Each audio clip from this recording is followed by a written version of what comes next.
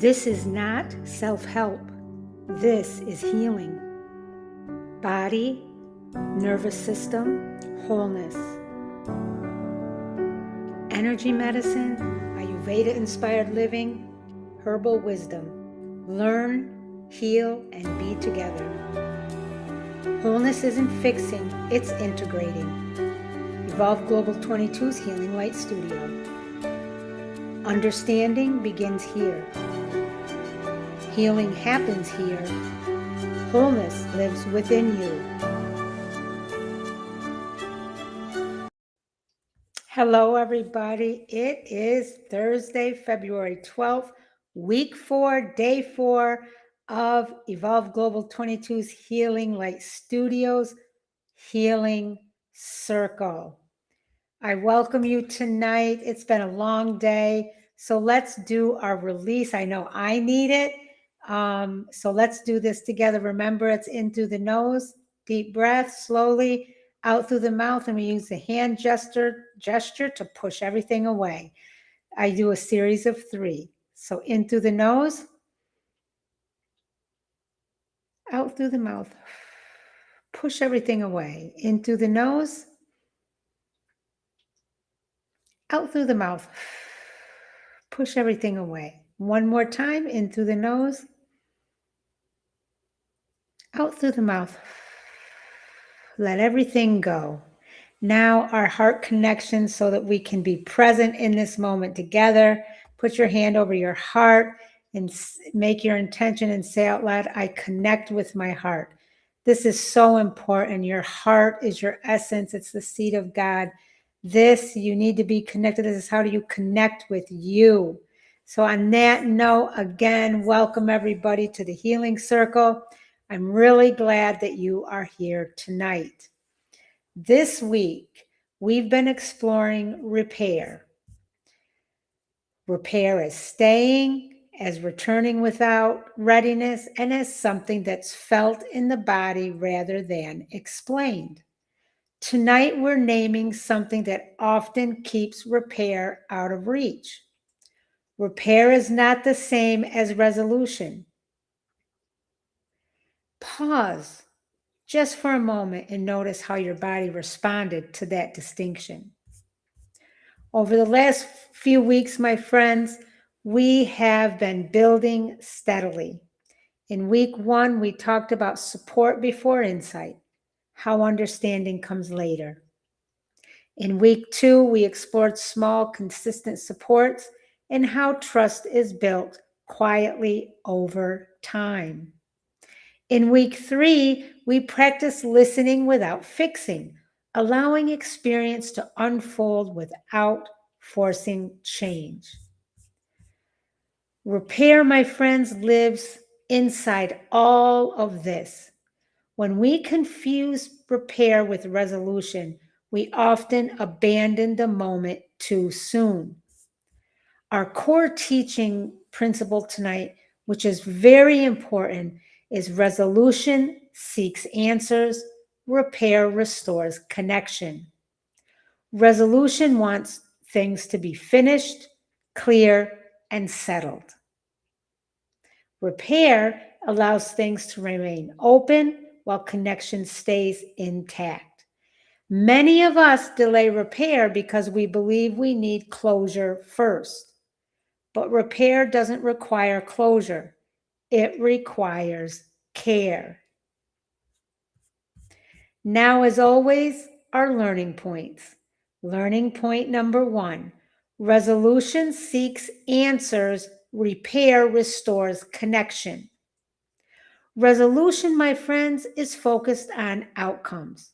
Repair is focused on the relationship. You can restore connection even when answers are incomplete. Resolution seeks answers, repair restores connections. Remember that. Think about this. Resolution is outcome focused. Repair is relationship focused. Resolution asks, who was right?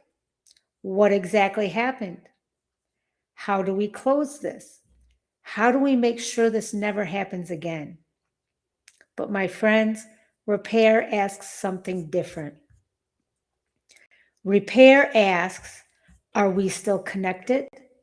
Can we stay in this together? Is the relationship intact? Resolution wants clarity. Repair wants continuity. And clarity is not wrong, but when clarity becomes the condition for connection, we often postpone repair indefinitely. Many relationships stall because both people are waiting for the perfect explanation. They're waiting for emotional alignment. They're waiting for the right words. Meanwhile, distance grows. And we do this with our relationship with ourselves. Repair does not require everything to be resolved. It requires enough presence for connection to continue. You can still disagree and repair. You can still feel uncertain and repair. You can still be in process and repair. Resolution closes loops. Repair keeps the bridge standing. And here's a deeper truth, my friends. The body responds to connection long before it understands explanation. You may notice a softer tone, a willingness to stay, a reduced defensiveness, a simple "I'm here." These restore more than a perfectly structured argument ever could. When we confuse resolution with repair, we raise the bar so high that healing feels impossible. But when we understand that repair restores connection, not certainty, we lower the threshold for return. Repair is what allows life to keep moving even when answers are incomplete. Ask yourself this quietly. Where have I been waiting for answers when connection was actually what was needed? Learning point number 2, my friends. Closure is not a prerequisite for repair. We often believe healing requires things to be wrapped up neatly, but many meaningful repairs happen while uncertainty remains. Repair allows life to continue without demanding certainty. Where might you be postponing repair because you're waiting for closure? Closure is not a prerequisite for repair. We are taught to believe that healing requires completion, that if something isn't resolved, if every detail isn't understood, if every feeling isn't processed, if every question isn't answered, then it isn't safe to move forward. So we wait. We wait for the perfect conversation. We wait for the full emotional clarity. We wait for the other person to understand completely. We wait for our own feelings to settle into something tidy. But repair, my friends, does not require everything to be wrapped up neatly. Repair requires enough connection to continue. Closure is about finishing. Repair is about remaining. And those are not the same thing. Many of the most meaningful repairs in our lives happen while uncertainty still exists. You can repair and still feel unsure. You can repair and still have questions. You can repair and still be in process. Repair says we may not have all the answers, but we are not walking away. Closure, on the other hand, often demands certainty. Repair allows the relationship to continue without it. And here is something very important. When we make closure the requirement for repair, we raise the emotional threshold so high that connection becomes fragile. If everything has to be settled before we return, we will often never return because life is rarely that clean. Repair allows life to move forward in the presence of ambiguity. It allows disagreement without disconnection. It allows growth without perfection. It allows care without full clarity. Closure, my friends, can come later. Repair keeps the bridge standing in the meantime. Ask yourself this: where have I been waiting for full clarity before allowing connection to continue? Learning point number 3: repair allows things to stay unfinished. Repair does not force a conclusion. It allows tension, disagreement, or uncertainty to exist without breaking connection. This is not avoidance, it's maturity. Ask yourself this: where have you confused leaving something open with failing? Learning point number 4: the body responds to repair, not resolution. The body doesn't wait for answers to soften. It responds to tone, presence, and continuity. You can feel repair even when nothing has been resolved.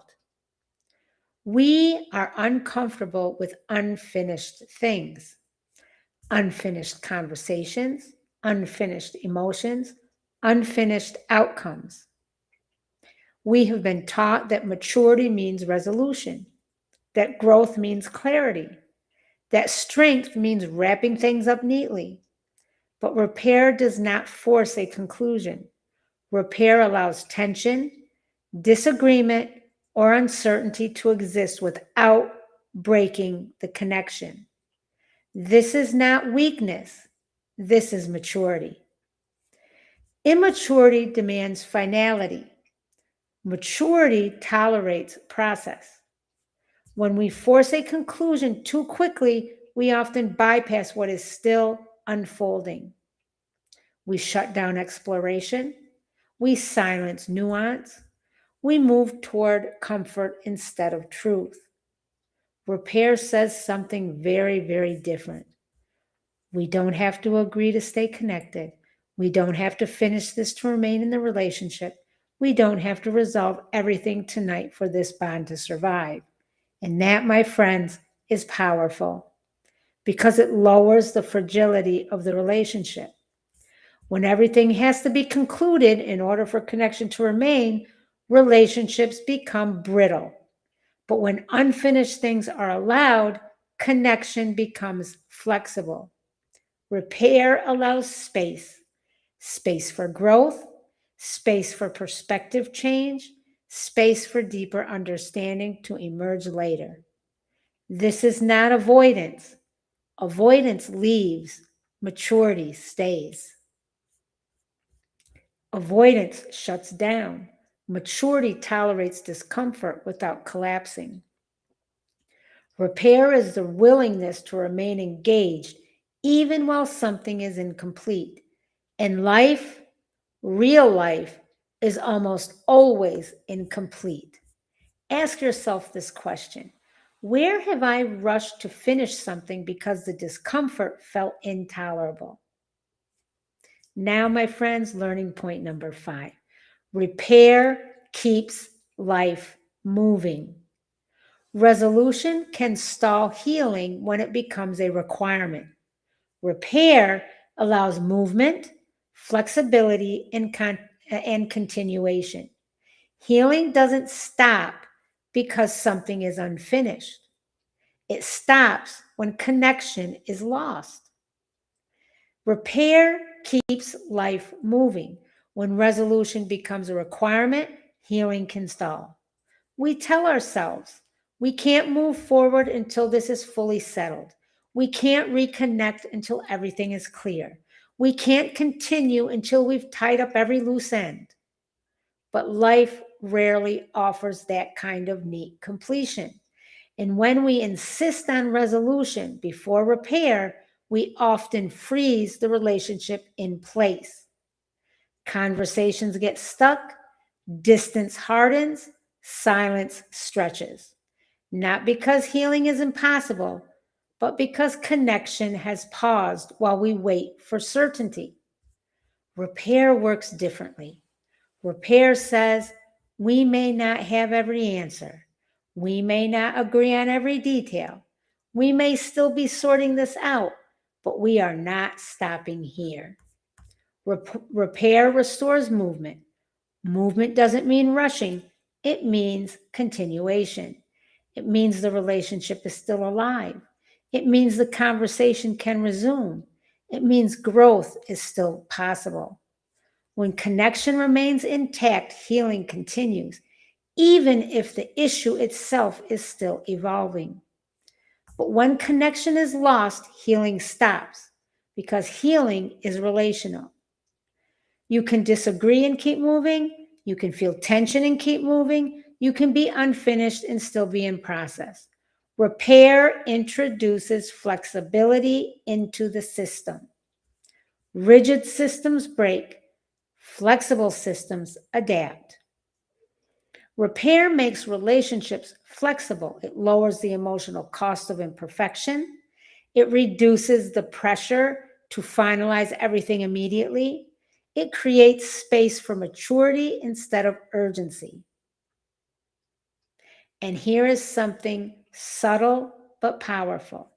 When repair keeps life moving, it prevents rupture from becoming identity. A disagreement doesn't mean we become, A disagreement doesn't become who we are. A hard moment doesn't define the future. A mistake doesn't solidify into distance. Repair keeps the narrative open. It keeps growth possible. It keeps life unfolding.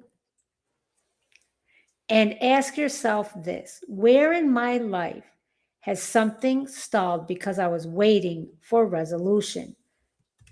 My God, my computer's telling me something right in the middle. Excuse me, my friends. It's been one of those days. Ask yourself this: where in my life has something stalled because I was waiting for full resolution? Let's pick up from that. Now, think about this. In a real life application, repair might look like continuing to show up even when a conversation isn't finished. It might look like staying connected despite disagreement. It might look like choosing care without clarity. These moments are quiet, but they sustain relationships. Now,